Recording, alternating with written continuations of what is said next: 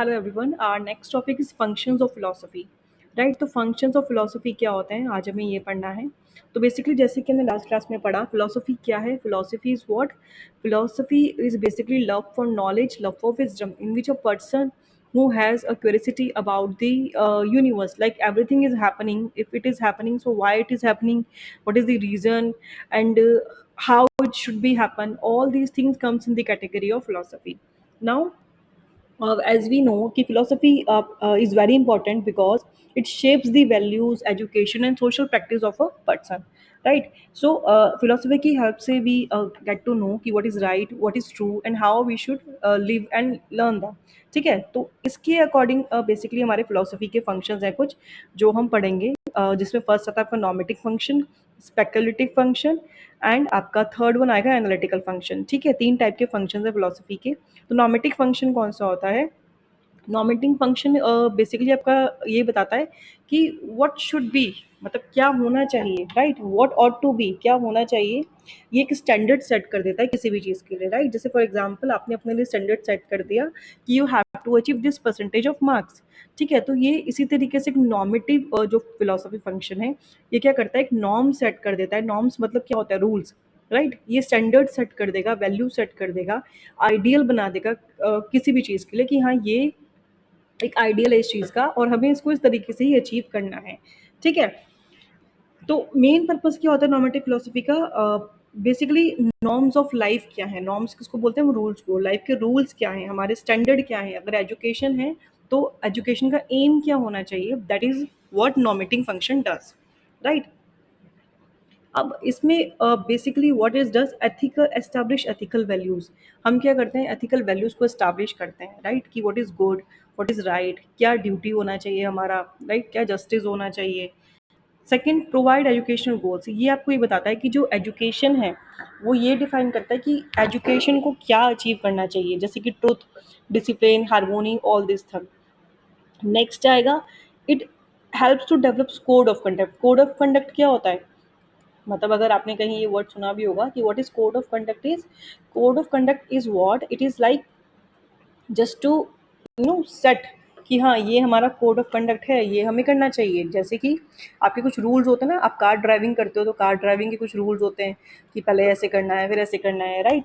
इसी तरीके से आपके जो नॉर्मेटिव है, उस कोड ऑफ कंडक्ट है, वो क्या बताता है कि हमें ये करना चाहिए और ये नहीं करना चाहिए। That is all about your normative philosophy, जो आपको क्या बताएगा कि नॉर्म्स क्या होते हैं। ठीक है, जैसे एग्जांपल इसमें गिवन है कि फिलोसफी, अगर हम एजुकेशन की फिलोसफी की बात करें तो नॉर्मेटिव उसमें फंक्शन क्या होगा कि एजुकेशन का एम क्या होना चाहिए नॉर्मेटिव फिलोसफी के अकॉर्डिंग, कि all round development of a personality.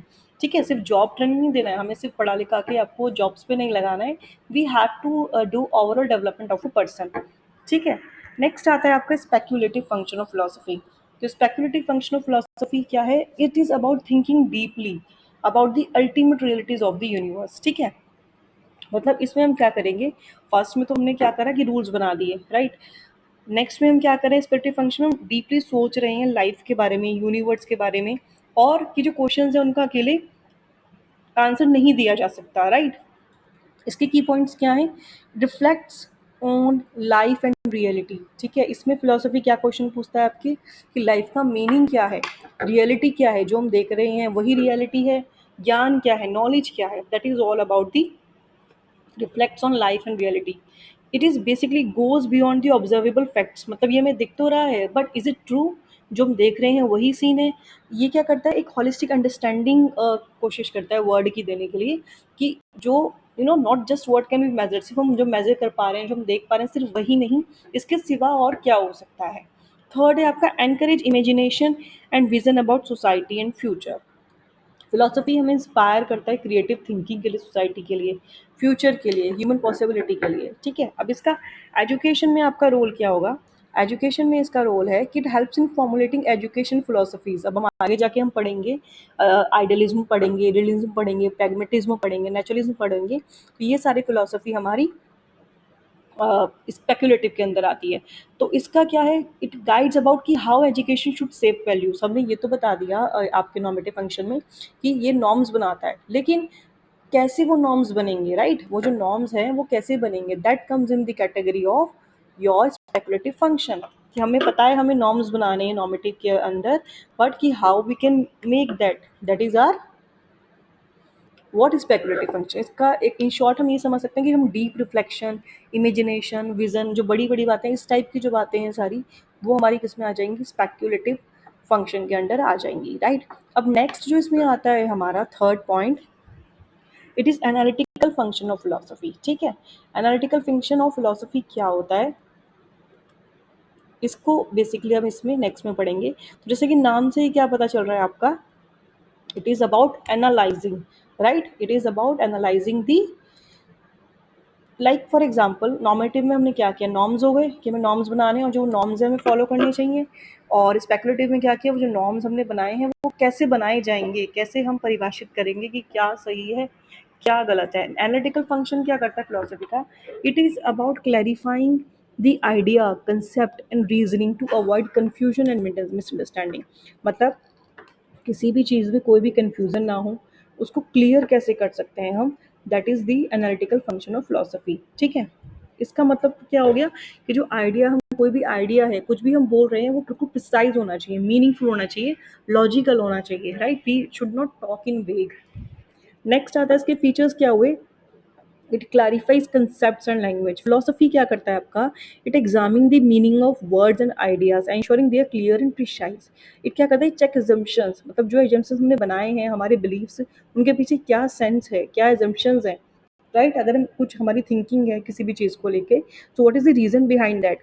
साथ ही साथ प्रमोट्स लॉजिकल कंसिस्टेंसी। इसका मेन क्या रहता है कि जो कोई भी अगर हम काम कर रहे हैं, it should be logical, logical होना चाहिए, बिना ऐसे बिना किसी लॉजिक के we shouldn't work and we shouldn't accept any ideas और एनीथिंग। ठीक है, इसका एजुकेशन में क्या रोल है आपका, ये अंडरस्टैंड करेगा एजुकेशन थ्योरी और कंसेप्ट को क्लियरली समझने में, है ना।